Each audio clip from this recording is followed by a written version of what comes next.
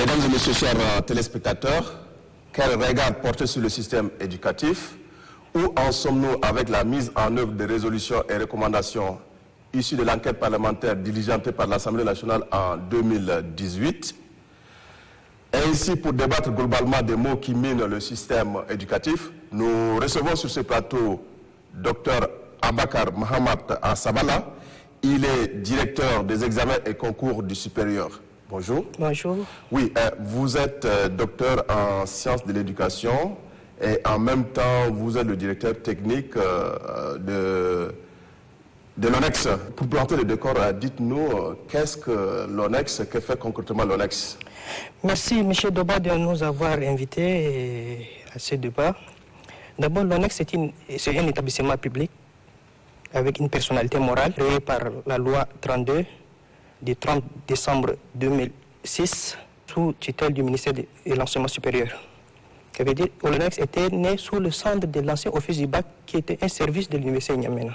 L'office a pour mission de préparer l'examen du baccalauréat en collaboration avec le ministère en charge de l'Éducation nationale et les différents concours d'entrée dans les institutions du supérieur en collaboration avec les différentes institutions. Et en même temps, organise le concours des différentes institutions qui sont sous tutelle des autres ministères. Et représente le ministère de l'Enseignement supérieur dans les différents concours sous-régionaux que le Tchad est représenté. Oui, mais maintenant, quelles sont ses attributions concrètement? Maintenant, ses attributions, d'abord, l'ONEX est une institution, dès sa création, est d'abord structurée en 3 directions techniques, qui étaient la direction des examens et concours, direction de délivrance des diplômes et direction des ressources humaines. Et à partir de 2017, donc, le ministère de l'Enseignement supérieur nous a encore rajouté à l'ONEX les authentifications des diplômes. Donc, une autre direction qui est la direction des équivalences, des authentifications et de la statistique, qui s'occupe des authentifications des diplômes. Tout diplôme. Donc, actuellement, l'ONEX fonctionne avec une direction générale et 4 directions techniques. Vous parlez de l'authentification des diplômes. Alors, dites-nous, directeur, comment s'est fait ces authentifications des diplômes? D'abord, les authentifications des diplômes, comme on l'a toujours dit, on a plusieurs catégories de diplômes. D'abord, on a les diplômes nationaux publics, les diplômes nationaux privés, les diplômes étrangers publics et il y a des diplômes étrangers aussi privés. Et souvent ici, surtout nos diplômes nationaux publics, tout se passe normalement, donc c'est délivré par les institutions publiques, donc le problème ne se pose pas parce que généralement ce n'est pas les universités, pas les écoles normales ou les instituts universitaires. Maintenant là où ça pose un peu de problème, les diplômes nationaux, ce sont les diplômes privés. Vous savez, il y a des établissements privés qui fonctionnent, mais il fait un temps, le ministère a une commission nationale pour l'enseignement supérieur privé, CNSP, qui fait des missions d'inspection dans les différents établissements chaque année. Et il s'avère qu'il y a des établissements qui ne répondent pas aux critères. Donc le ministère a pris des arrêtés pour mettre certains en demeure et fermer d'autres. Malheureusement, même ceux qui sont fermés, certains s'entêtent toujours à délivrer des diplômes aux différents lauréats. Donc souvent on a des difficultés avec ce genre d'institutions.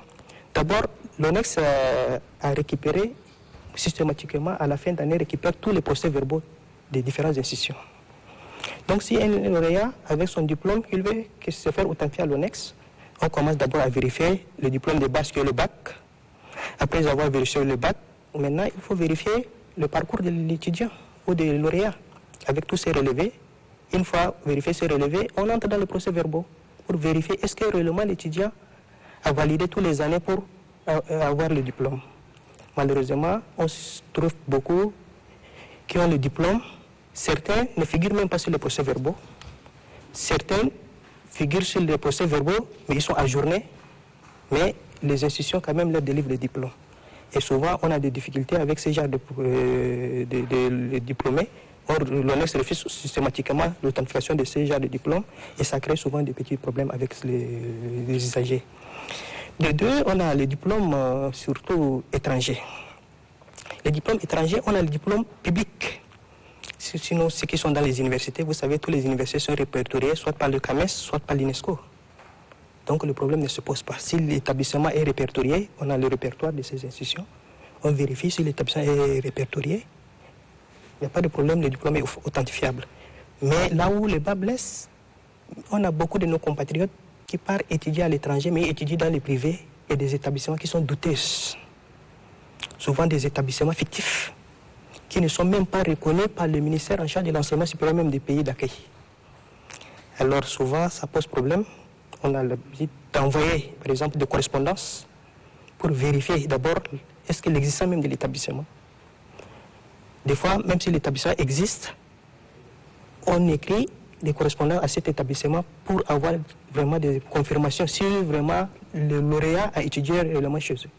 Certes, l'ONEX a pour noble et exaltante mission de vérifier l'authenticité de certains diplômes. Mais on remarque toujours que ce soit dans la fonction, au niveau de la fonction publique, il y a ces faux diplômes. Il y a des gens qui sont intégrés avec ces faux diplômes. Est-ce que vous n'avez pas une part de responsabilité dans l'authentification de ces diplômes? Parce que là déjà, en vous suivant, tous les diplômes qui passent, c'est-à-dire tout ce qui passe à la fonction publique passe par l'ONEX. Et pourtant, on parle encore des faux diplômés, des faux diplômes au niveau de la fonction publique. Malheureusement. Comment vous expliquez cela? Est-ce que vous n'avez pas une part de responsabilité? Non, malheureusement non. D'abord, tous les diplômes que vous allez peut-être voir, des faux diplômes qui sont décelés à la fonction publique, souvent les gens ne passent pas par l'ONEX. D'abord, avec la police nationale et la gendarmerie nationale, il n'y a pas chaque semaine ou chaque mois, on ne fait que déceler des réseaux. Des gens qui authentifient les diplômes au quartier, qui imitent les signatures, qui fabriquent des cachets semblants à celles de l'ONEX. Et souvent, ces gens-là intègrent les gens. Ils passent directement de l'autre côté et ils ne passent pas par l'ONEX. Donc, souvent, la fonction publique, des fois, elle ramasse les dossiers des candidats pour l'intégration. Elle envoie à l'ONEX et automatiquement, on décèle le faux.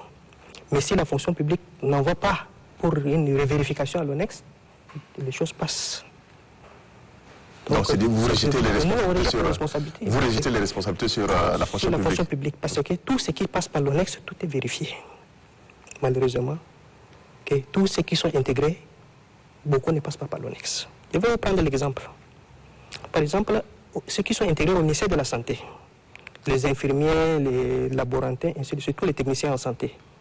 Normalement, ils doivent passer nécessairement par l'examen national de certification, qui est organisé par le ministère de la Santé publique et l'ONEX. Sauf les détenteurs de ces diplômes qui sont habilités, leur diplôme est habilité à être authentifié. Malheureusement, beaucoup ne sont pas passés par cet examen. Ils se font authentifier le diplôme au quartier, ils sont intégrés. Et maintenant, quand ils ont appris qu'il y a une commission de contrôle qui va commencer, et là on est en train de travailler en collaboration avec la commission, il est censé de recensement des fonctionnaires, et là beaucoup sont en train de revenir à l'ONEX pour demander une authentification, mais il s'avère que les diplômes ne sont pas authentifiables, alors qu'ils sont déjà intégrés. Donc si réellement ces gens-là étaient passés d'abord préalablement par l'ONEX, ou soit la fonction publique avait ramassé tous ces diplômes-là pour une vérification, on allait stopper ça. Malheureusement, tous ceux qui ont présenté, vous savez comment les choses se font, donc on ne peut pas vraiment tout contrôler là-bas au niveau de la fonction publique.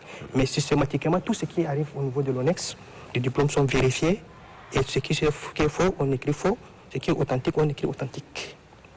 Oui, est-ce que vous pouvez un peu nous parler de votre niveau de collaboration avec les institutions privées d'enseignement, les écoles de santé, en fait les écoles professionnelles surtout? Bon, surtout, vous savez, nous, on n'a pas de préférence, on n'a pas de problème avec les institutions. Malheureusement, comme je vous ai dit tout à l'heure, la majorité des établissements ont des problèmes avec nous parce que quand un établissement qui délivre un diplôme à quelqu'un qui ne figure pas sur un procès verbal, soit sur quelqu'un qui est censé ajourner et on lui délivre un diplôme. Et quand nous on refuse, par exemple, d'authentifier, ça devient un problème. C'est ça notre seul problème avec les établissements privés. Sinon, en dehors de ça, on est en parfaite collaboration. Tous les établissements sérieux, il n'y a pas de problème. Mais sauf les établissements qui ont des problèmes, qui ne sont pas clairs, et c'est avec ces établissements qu'on a toujours des problèmes. Est-ce que vous pouvez nous parler un peu de l'enrôlement biométrique des candidats au bac session 2013? Merci. D'abord, vous savez, l'enrôlement biométrique, avant de commencer, on a d'abord les listes, les établissements d'enseignement secondaire, les lycées, ils envoient au ministère de l'Éducation nationale. Au sein du ministère de l'Éducation nationale, il y a une commission nationale de validation des listes. Donc ces commissions font recours au conseil d'orientation envoyé préalablement par ces établissements. Ils vérifient la véracité de ces candidats. Est-ce que réellement c'est des enfants ou des candidats qui ont vraiment respecté leur cursus? Après avoir validé qu'ils nous transmettent ces listes, une fois transmis à l'ONEX, nous on prend à notre tour imprimer des fiches d'inscription à tous les candidats. Par établissement, on envoie dans tous les établissements. Et pour les provinces, on envoie dans les délégations, et les délégations vont dispatcher pour les établissements. Maintenant, une fois... Donc, je suppose que vous avez l'ensemble de tous les établissements d'enseignement public et privé. Absolument. On estime à combien les établissements d'enseignement privé et privé? On estime, par exemple, les établissements, cette année, on n'a pas fini encore le travail, on ne peut pas vous donner un nombre, mais l'année 2022, on était autour de 650 établissements. Sur les 650, la majorité des établissements, plus de 400, sont des établissements publics, confondus. Mais sur les établissements, plus de 60% sont des établissements privés qui présentent les candidats au bac. Et heureusement que leurs effectifs sont petits. C'est pour qu'ils ne jouent pas beaucoup. Maintenant, une fois les fiches sont déjà envoyées, par exemple, dans les établissements, on fait une programmation maintenant pour commencer les enrôlements. On a ciblé, chaque année, on cible les centres d'enrôlement. On regroupe 1000, 2000, même 3000 candidats dans un centre. On les réunit en une journée, on les enrôle et le lendemain, on se déplace dans un établissement. Une fois fini en N'Djamena, maintenant, on programme les provinces. Et là, ça, c'est pour les candidats officiels. Mais il y a aussi une catégorie de candidats qui sont les candidats libres.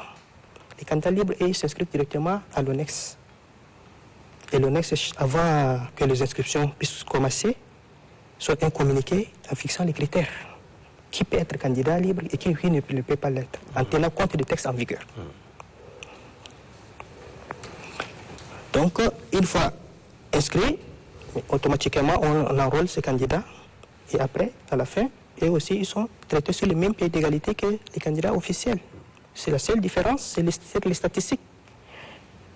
Les candidats officiels, quand on les évalue, à la fin de l'examen, c'est l'éducation qui est directement épinglée.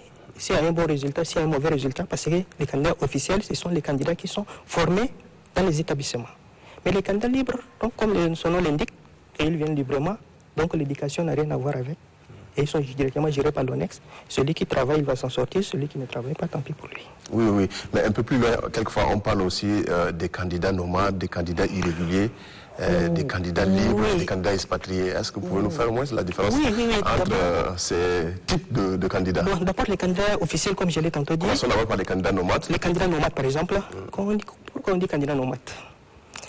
Bon, on a beaucoup de nos candidats qui sont ici à N'Djamena ou dans les grandes villes.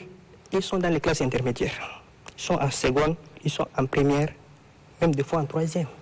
Des candidats? Des candidats, des élèves. Et en même temps, avec la complicité de certains responsables des établissements et même leurs parents, des fois, ils s'inscrivent en province, ils sont en terminale. C'est-à-dire l'enfant est ici à N'Djamena en seconde, et il a un autre nom. Avec le même nom. Il est inscrit en province, il est en terminale.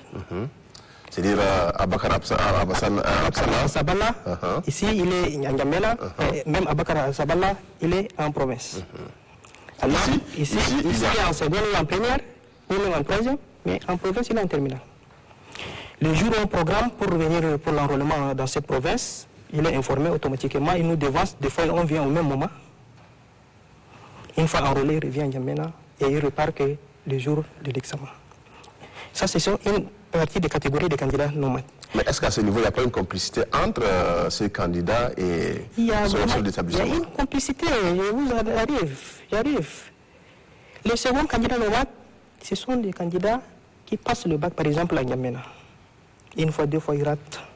S'il apprend, par exemple, dans un centre, par exemple, à Mao, à Mtiman ou à Moussoro, quelque part, il y a eu beaucoup, les taux d'admission étaient très élevés, il va aller s'inscrire là-bas. Malheureusement, on n'est pas contre s'il reste sur place là-bas et étudier. il s'inscrit directement là-bas, il reste en N'Djamena, il attend le jour de l'enrôlement pour venir. Et la plupart de ceux qui nous créent les problèmes pendant le déroulement du bac, ce sont ces genres de catégories de ces candidats. On a aussi des faux candidats, comme on a l'habitude de le dire, les candidats mercenaires. Les candidats mercenaires, c'est dire? Mercenaires, ça veut dire les candidats, pendant l'enrôlement, ils se délivrent 2 copies d'acte de naissance avec des noms qui se ressemblent. Juste à une différence. À titre d'exemple, monsieur Dobar et Aubert, vous êtes bachelier, moi je ne suis pas bachelier. Peut-être, moi je vais écrire Doba sans H, vous avec Doba avec H.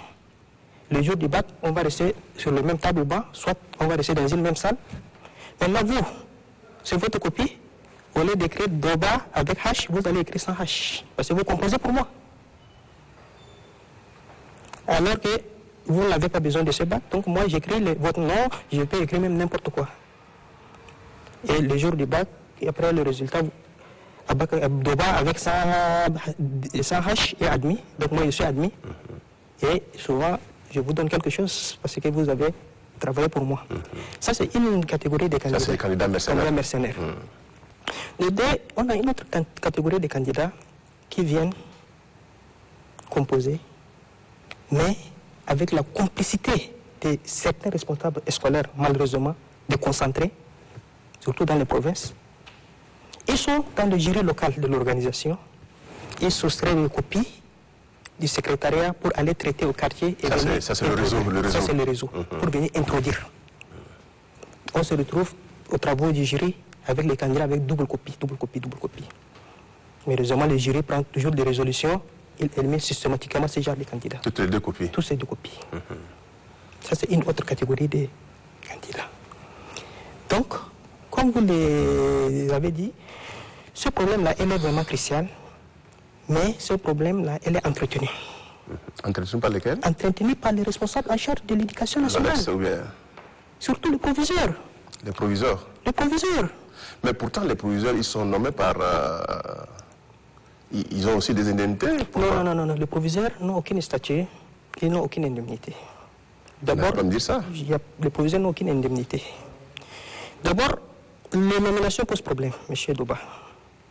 Aujourd'hui, pour être nommé proviseur, il faut appartenir à un parti politique. Soit avoir un parent bien placé, soit il faut avoir des poches garnies. Mais pourtant, vous dites qu'ils n'ont pas des indemnités. Ils n'ont pas des indemnités. Mais pourquoi? Pourquoi ils font ça? Aujourd'hui, être proviseur, tu ne gagnes rien, mais tu enlèves de l'argent de ta poche pour aller négocier pour que tu sois nommé. En retour, on s'entend à quoi? Pour aller faire de corruption, pour aller faire de faux. Et c'est ça qui est en train de tuer notre système éducatif. Il y a quelque chose que je ne gagne même pas 5 francs de plus que mon salaire. Je dois débourser de l'argent pour être nommé. Alors, si derrière ça, il n'y a pas le faux qui est en train de se faire, il y a quoi? Ça, c'est vraiment un problème sérieux. Ça, c'est un problème sérieux, problème de nomination. D'abord, vous savez, certaines nominations... Selon vous, le virus de la politique a aussi atteint le système éducatif. Oui, la personne ne me dira le contraire. Aujourd'hui, la politique a pris même en otage le système éducatif. Faites un tour dans les cadres profonds. L'éducation, ce n'est pas seulement N'Djamena. Vous allez dans toutes les provinces du Tchad, dans les départements, dans les sous-préfectures, même dans les villages. Les enseignants que vous allez les trouver là, ce sont les ressortissants de ces villages ou de ces départements ou de ces provinces. Alors qu'on nous a appris que l'éducation n'a pas de frontières. Vous allez par exemple à Fianga. Voilà, prenons par exemple à Fianga. Si on vient à Fianga, on va trouver tous, ce sont les ressortissants de Moïli. Si on vient dans les Kabia, ce sont les ressortissants de Kabia. Si on vient dans les Lagléré, ce sont les ressortissants de Lagléré. Si on vient dans les Wadaï. Mais qu'est-ce qui les affecte là-bas? Qu'est-ce qui les affecte? C'est la politique, M. Doba. On a dit que la politique a pris le système en otage. Aujourd'hui, malheur à vous. Vous devez Robert, si vous êtes enseignant, et qu'on nous affecte en dehors de votre province. Même pour avoir l'emploi, ça pose problème. Il faut être du milieu ou de l'autre pour être vraiment accepté. Tout ça, qu'est-ce qui a créé? C'est la politique. Donc, pour que notre système éducatif retrouve sa lettre de noblesse, il faut que la politique laisse l'éducation là aux professionnels de l'éducation.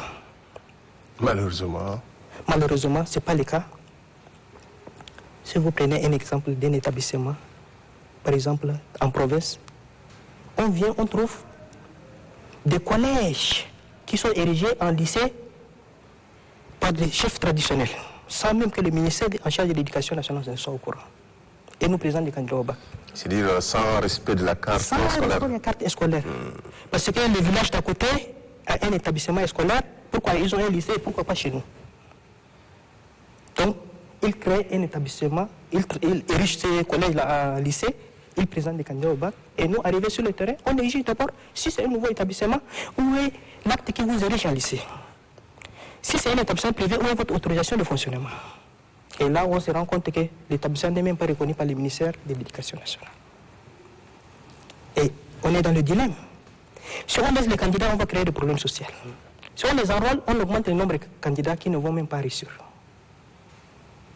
Oui, elle ressort toujours sur la catégorie de certains candidats. Nous avons parlé des candidats nomades, les candidats irréguliers, les candidats libres. Mais on se rend compte aussi qu'à l'approche du bac, il y a plus de candidats expatriés de la zone CEMAC qui viennent composer le bac ici. Comment ça se passe d'abord leur enrôlement? Effectivement. Est-ce que vous avez aussi l'habitude de... En fait, comment ça se passe? Parce que vous dites qu'en ce moment, tout se passe par l'enrôlement de ce candidat, n'est-ce pas? Comment ça se passe? D'autant plus qu'ils sont à l'extérieur. Ils sont à l'extérieur, comme vous le dites. Ces candidats étrangers, surtout, d'abord il faut reconnaître que notre bac a plus de privilèges que les autres bacs. Vous savez, avoir le bac tchadien, tu peux accéder à n'importe quelle université sans passer par des écoles préparatoires. Et c'est ça qui attire vraiment les candidats étrangers qui n'ont pas les mêmes privilèges que notre bac. Alors, comment les choses se font? Et ce qui nous fait mal, il y a des proviseurs qui quittent le Tchad pour aller au Cameroun, aller inscrire même les élèves de 3e sur la liste. Et le jour de l'enrôlement, ces candidats traversent justement pour venir s'enrôler et puis repartir. Mais dans l'enrôlement, il y a l'acte de naissance qui est là? Il y a l'acte de naissance, il y a tout, mais vous savez, aujourd'hui, il n'y a pas quelque chose de plus facile à obtenir que l'acte de naissance. D'abord, on a des candidats qui viennent. Maintenant, par exemple, cette année, en 2023, on a changé un peu le système. On a fait des descentes inopinées dans les établissements publics ou privés qui ont présenté des candidats étrangers pour voir la véracité. Est-ce que ces candidats qu'ils ont présentés sur leur liste sont vraiment en classe? Malheureusement, on n'a même pas trouvé les 5% des candidats qu'ils ont présentés. On était clair, on travaille qu'avec les élèves qui sont sur place. On n'est pas contre les étrangers. On a beaucoup de nos compatriotes aussi qui étudient à l'étranger. Maintenant, il faut qu'ils respectent aussi nos textes. Il faut qu'ils viennent résider ici, qu'ils fréquentent normalement dans nos établissements. Et là, ils sont traités sur le même pied d'égalité que les Tchadiens.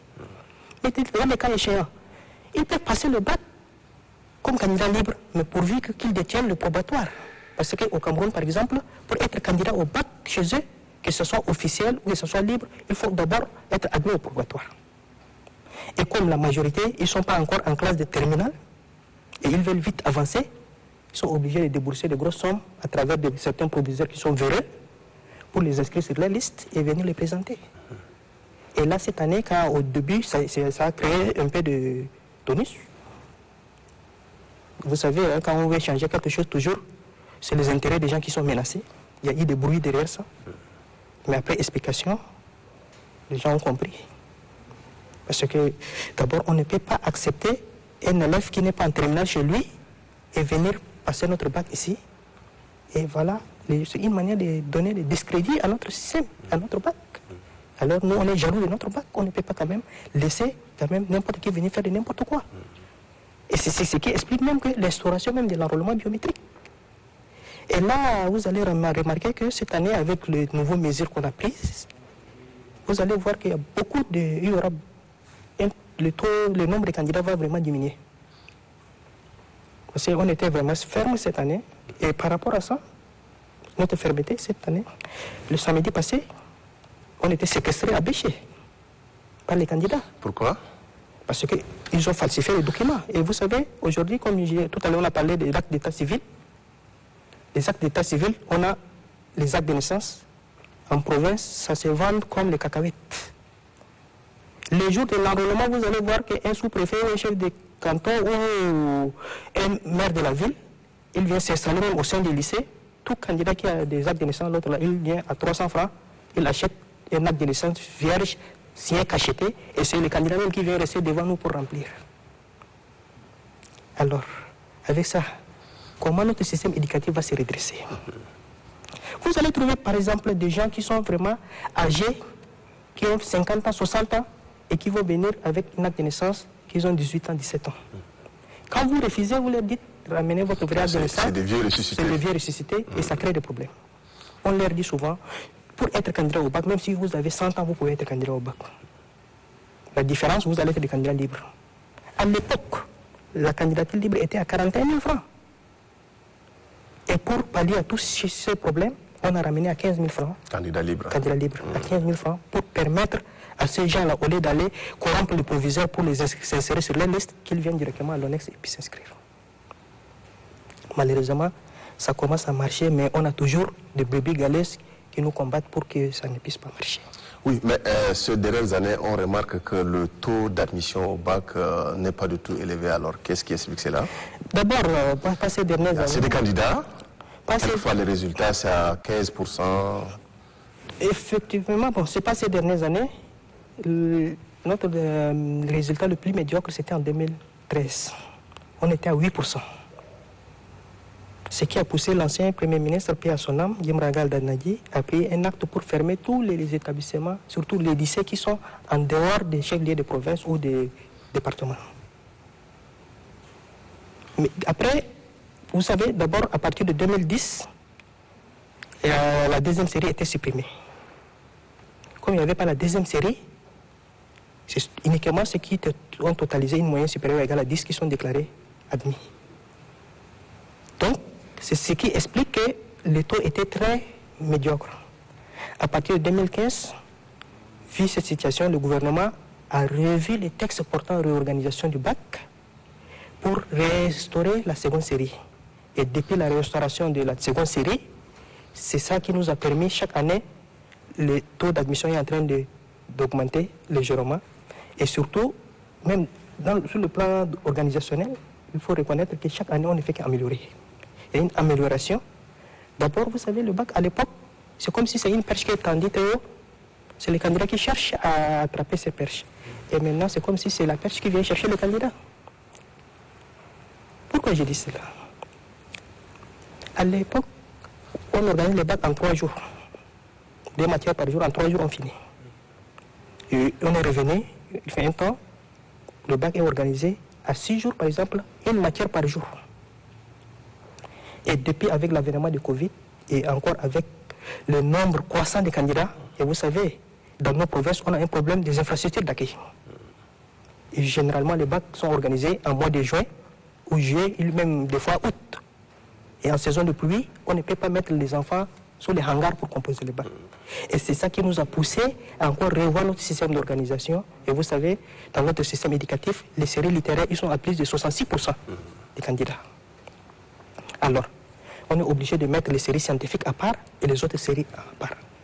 Donc, premier jour, les autres séries, autres que A4 français, ils composent 2 matières. Le deuxième jour, ils restent à la maison. Ce sont les gens de A4 qui viennent composer. Tout ça, ça s'explique parce qu'il manque des infrastructures d'accueil. Il n'y a pas de place assise, il n'y a pas de salle de classe, il n'y a pas de tableau suffisant dans les provinces qui peut accueillir les candidats à la fois.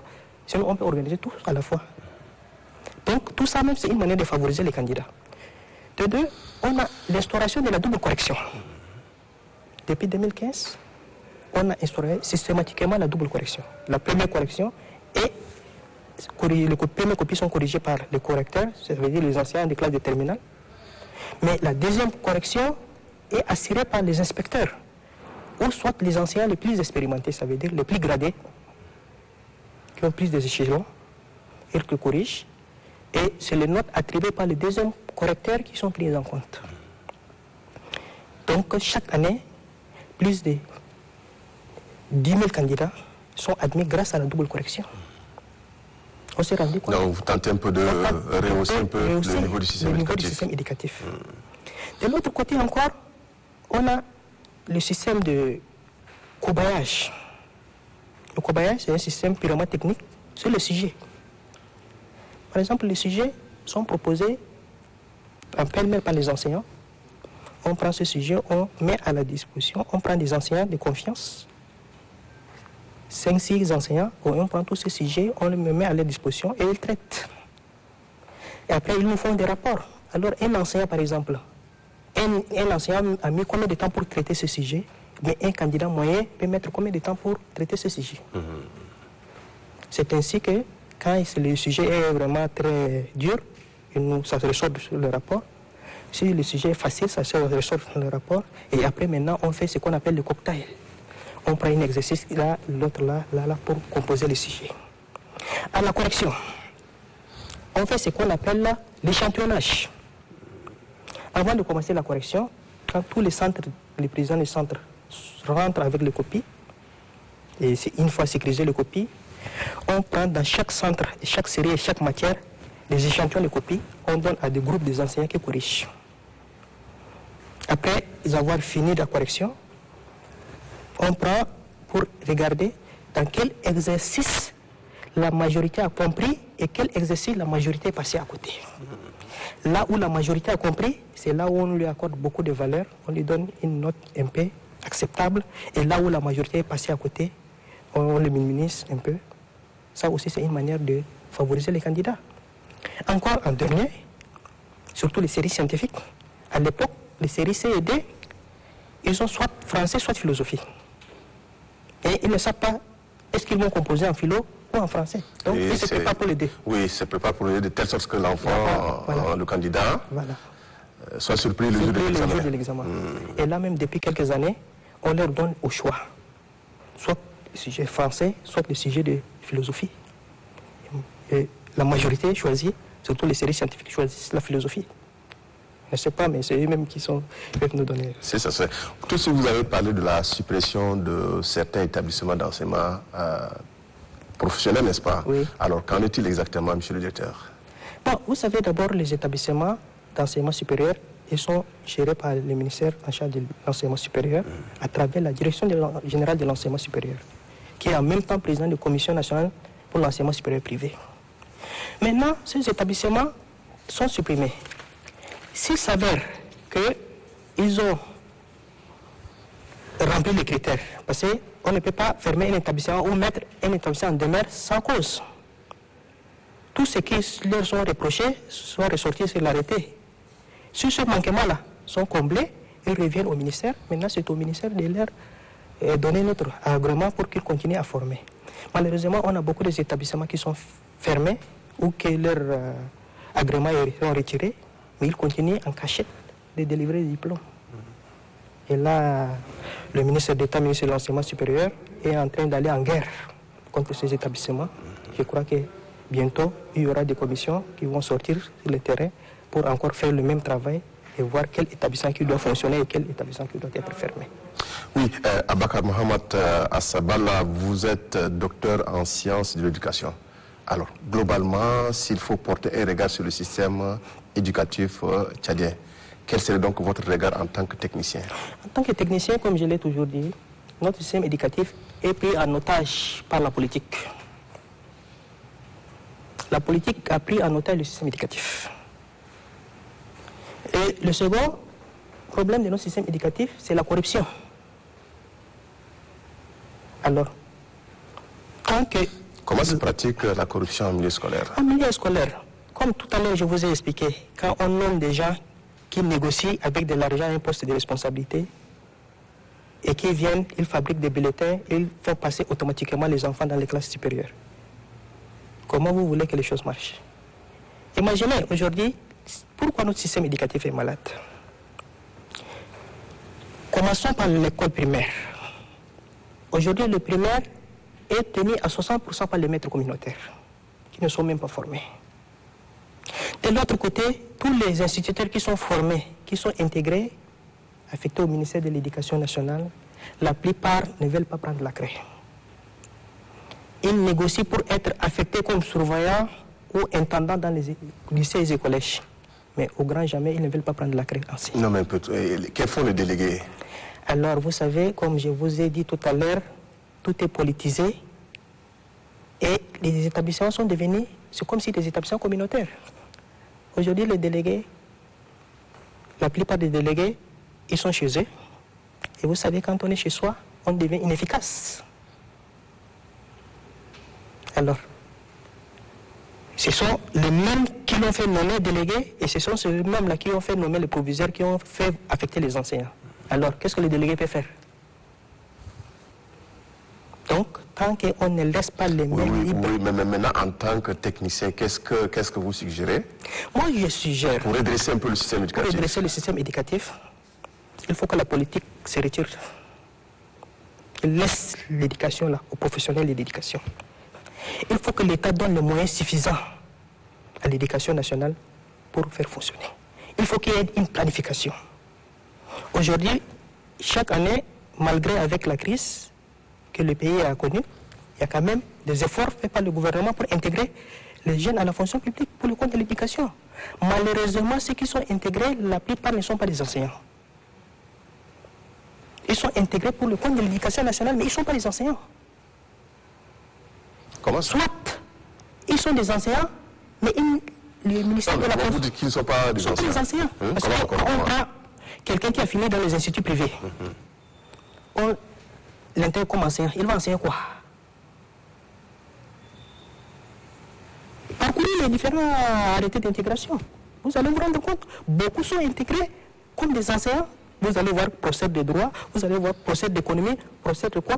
Mais en réalité, ce ne sont pas des gens qui sont formés dans les universités ou dans les écoles normales pour enseigner. Ce sont des gens qui sont formés dans les institutions privées.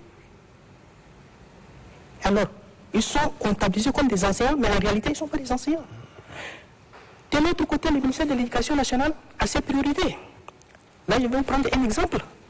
Par exemple, pendant le bac, tous les professeurs de philosophie proposés qui sont sur notre base de données sont systématiquement retenus pour la correction. Malheureusement, on fait venir tous les professeurs, même qui sont en province, mais on n'arrive pas à avoir le quota. Et si vous faites tour, par exemple, le jour de la correction du bac, au lycée Sacré-Cœur, là où la correction de philosophie se déroule, vous allez vous rendre compte que la plupart des professeurs de philosophie, ce sont les gens qui sont à un pas de la retraite. Le besoin se fait sentir en philosophie, en français, en anglais et dans les matières scientifiques, surtout mathématiques et physique-chimie. Malheureusement, les quelques rares enseignants qui sont intégrés à la fonction publique sont les professeurs d'histoire-géographie, la majorité. Alors que la majorité des professeurs qui sont maintenant en train d'exercer à l'éducation nationale sont les professeurs d'histoire-géographie. Il y en a qui n'ont même pas d'emploi du temps. Dans un établissement, vous allez trouver un professeur d'histoire-géographie qui a que 2 heures d'emploi du temps, 2 heures par semaine. Des fois, certains n'ont même pas d'emploi du temps. Et on continue toujours à les intégrer. Non, mais je crois que c'est réparti, non? Nous prenons par exemple en terminale A, pour avoir enseigné aussi les classes de terminale, la philosophie, ça fait au moins 7 heures en classe de terminale, 8 heures en classe de terminale A, et puis 3 heures en classe de terminale D. Tout est réparti, tout est arrêté par le ministère. Tout est arrêté par le ministère, mais ce qui se fait sur le terrain, ce n'est pas la même chose qu'avant. Les éléments qui sont très nombreux, ils sont obligés de leur donner 2 heures de temps. Un professeur d'histoire, par exemple. Un professeur, il enseigne l'histoire, un autre enseigne la géographie, et ainsi de suite. Alors que le même professeur peut enseigner histoire et géographie. Certains, ils n'ont même pas d'emploi du temps. Ils viennent, ils rentrent dans la cour du lycée et ils repartent. Alors que le besoin se fait sentir ailleurs. Vous allez trouver dans ce même établissement le proviseur ou le COGES, commission de gestion des parents d'élèves, obligé de chercher des professeurs contractuels pour faire fonctionner les établissements. Malheureusement, ces établissements n'ont même pas de subventions. Des fois, c'est ça qui explique un peu, qui pousse certains proviseurs à faire de faux. Aujourd'hui, on ne t'affecte pas des enseignants. Et tu dois avoir des résultats. Tu n'as pas de moyens pour recruter des enseignants. Des fois, ils sont obligés d'accepter le mieux qu'on leur présente et prendre en charge ces enseignants. Vous voyez? Oui. Alors que vous savez, aujourd'hui, sur les 23 provinces du Tchad, même les délégués provinciaux, même pas 5 qui ont des véhicules. La plupart, ils n'ont même pas de moyens de déplacement. Ils sont en train de se promener en moto et l'autre. Mais aujourd'hui, on a des Tchad profonds et on a des provinces qui sont très vastes. On ne peut pas quitter une province à une autre, un département à un autre en moto. Non. Vous voyez, avec tous les risques. Alors un délégué qui n'a même pas de subventions, ou il n'a pas même pas un fonds de fonctionnement. Des fois, quand ils sont dépassés, ils sont obligés de Vous allez faire recours au proviseur, au directeur des écoles, au directeur des CG, pour demander des carburants de l'autre, et ainsi de suite, vous savez. Alors, quand un délégué qui se rabaisse pour venir demander l'appui à ses subordonnés, est-ce qu'il y aura de respect? Pas du tout. Alors, quand il n'y a pas de respect, c'est le système qui prend le coup. En 2018, l'Assemblée nationale a diligenté une enquête parlementaire sur le système éducatif. Alors, en tant que technicien toujours, que dites-vous de cette initiative de l'Assemblée nationale qui a eu à diligenter une enquête parlementaire sur le système éducatif? Tous les mots qui minent le système éducatif ont été évoqués lors de la présentation du rapport de l'enquête parlementaire. Merci. Comme vous l'avez dit, l'enquête parlementaire était salutaire. On s'attendait toujours à avoir vraiment un changement positif de notre système éducatif à travers l'enquête parlementaire. Malheureusement, même avant que l'enquête parlementaire soit faite, la loi 16 portant orientation du système éducatif aussi ne répond pas à nos réalités. Là, il faut le reconnaître. Nous, Tchadiens, on est fort du copier-coller. On est parti copier ailleurs et là où on a copié, là, on n'a pas les mêmes réalités. Normalement, on doit avoir quand même le courage de revoir même la loi 16 portant orientation du système éducatif tchadien. On doit l'adapter par rapport à nos réalités. Maintenant, je vous reviens par rapport à votre question de l'enquête parlementaire. L'enquête parlementaire a proposé beaucoup de solutions, de pistes de solutions pour sortir notre système éducatif de ce qu'elle est aujourd'hui. Malheureusement, d'abord, pour que ces résolutions soient, ou ces recommandations soient appliquées, il faut mettre des moyens. Vous avez remarqué, juste après l'enquête parlementaire, le pays a connu la crise économique. Et jusqu'aujourd'hui, on n'est pas encore arrivé à 100%. De deux, l'enquête parlementaire a fait des recommandations que le gouvernement a pris en compte. Prenons l'exemple de création des académies. Les académies ont été créées depuis longtemps. Les recteurs et les secrétaires généraux sont nommés. Malheureusement, on les empêche de fonctionner. Aujourd'hui, pour que les académies fonctionnent ou pour que la loi 16 soit vraiment appliquée, il faut une forte décentralisation. Et c'est ainsi que l'enquête parlementaire a recommandé les créations des académies.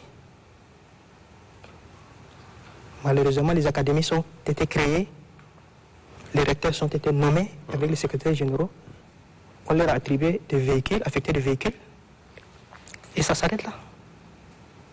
C'est une manière de les mettre au garage, alors que ce sont des gens qui sont censés changer le système éducatif.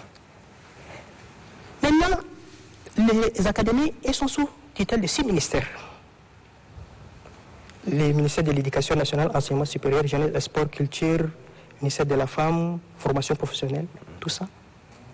Mais elles n'ont pas de budget pour leur fonctionnement.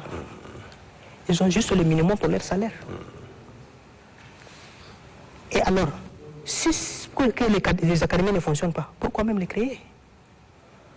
Quelque part après, en tant que technicien, j'ai fait mes analyses et je me suis dit, les ministres se sont rendus compte qu'en créant les académies vont prendre beaucoup de leurs prérogatives. Ils vont prendre leurs prérogatives parce que normalement, quand il y a un recteur d'académie, les directeurs, les proviseurs, tous les responsables déconcentrés sont nommés. Nous aurons certainement à parler de la question dans nos prochaines éditions. Oui. En fait, aujourd'hui, l'on constate que la violence en milieu scolaire a refait surface. Qu'est-ce qui explique cela? Oui, mais vous savez, d'abord, les responsabilités sont partagées. Le gouvernement a une part de responsabilité. Les enseignants, les parents et les élèves eux-mêmes. D'abord, pourquoi les élèves reviennent à la violence? Si le gouvernement a pris ses responsabilités, nommer des responsables qu'il faut à la place qu'il faut pour gérer les établissements scolaires, il y aura quand même des rigueurs. Aujourd'hui, pourquoi les élèves sortent pour aller manifester ou pour aller se battre?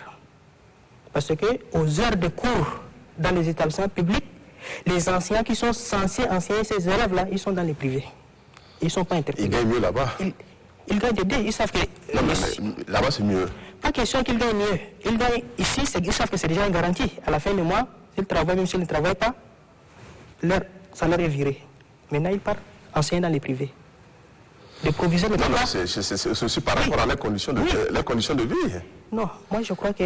On suppose peut-être qu'ils ont des salaires de catéchisme. Vraiment, non, moi c'est pas question de salaire, c'est une question de responsabilité. Même si c'est un salaire de catéchiste, quand on l'a accepté, on doit l'assumer. Aux heures de cours... Mais la cherté de vie va galopante aussi, directeur. Bien sûr, la cherté de vie va galopante. Moi, je ne suis pas contre qu'ils interviennent dans le privé, mais il faut qu'ils assument d'abord leurs horaires normaux dans le public. Et le jour où ils sont libres, ils peuvent aller librement dans le privé. Mais aux heures où ils doivent enseigner dans le public, ils laissent les enfants, ils partent dans les privés. Et les enfants, comme ils n'ont pas un enseignant qui les maintient, ils sont tous dehors. Et c'est là où la violence commence. C'est ça qui explique un peu le débordement. Si les enseignants sont là 5 sur 5, les élèves ont quel temps pour aller se concerter, pour aller attaquer ou pour aller casser? Parce qu'on leur laisse le temps libre. Ils sont tout le temps dehors, et ils se concertent, ils font ce qu'ils veulent. À l'époque, les parents suivent leurs enfants. C'est la responsabilité parentale maintenant à ce niveau. Oui. À l'époque, les parents suivent leurs enfants. Aujourd'hui, ce n'est plus le cas, M. Doba. Aujourd'hui, ce n'est plus le cas. Et des fois, les parents même, ils sont même le premier responsable de toutes ces violences. Quand un parent, chaque année, ton enfant change d'établissement, alors, ça ne doit pas t'interpeller. L'enfant doit, s'il reprend sa classe, ici, l'année prochaine, il part négocier, il part dans un autre établissement, il passe en classe supérieure. Et le parent est là, il ne suit même pas son enfant. Et après, aujourd'hui, notre système éducatif souffre d'une pyramide qui est renversée. Vous connaissez la forme de pyramide? Oui, oui. Normalement, je prends là l'exemple du secondaire. La classe de seconde doit être un peu, l'effectif doit être grand, première un peu petit et terminale plus petit. Mais aujourd'hui, ce n'est pas le cas. C'est renversé. En seconde, vous allez trouver moins de candidats, les premières un peu et la terminale, c'est le plus gros lot. C'est la pyramide inversée. Aujourd'hui, c'est le renversement de la pyramide. Comme dans les classes intermédiaires, personne ne reprend.